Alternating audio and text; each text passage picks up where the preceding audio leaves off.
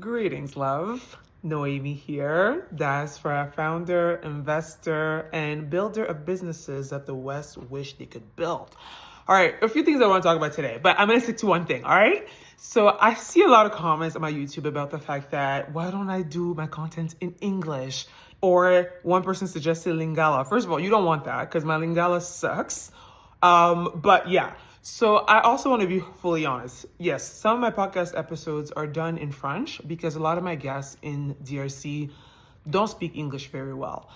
But there's a few things that I think as diaspora members, whether you're from francophone Africa, like Congo, Abidjan, you name it, that we need to be aware of. One, English is the language of business. Even the Chinese, in some of their negotiation, I have friends in Hong Kong, they use English language. Number two, we are in a tech-driven world. Technology is based on English, Java, even crypto.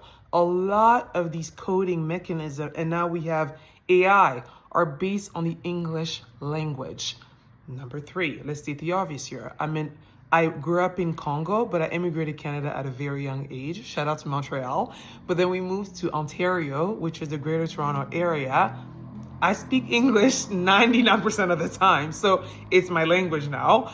And I think another big one, which is point number four that I wanted to make, the reality that Francophone Africa has to be aware of, when it comes to business, you not speaking English is actually a huge disadvantage. If you look at the amount of money when it comes to investments in the private sector, when it comes to venture capital, when it comes to impact fund that come out of English-speaking countries, dominantly the United States, versus Francophones, it's night and day. Like French people, to give you maybe $500,000 check in your business, which is like rare, they take like 2 years, diligence, and so forth. Whereas Americans, within 3-4 months, they can write your check for $2.5 million. Now, Papa Trump put a hold on that. But realistically speaking, I go by data. If you look at the funding allocated out of English-speaking countries, if you look at the purchase power income that English-speaking countries earn versus Francophone or French colonies, ladies and gentlemen, it is night and day.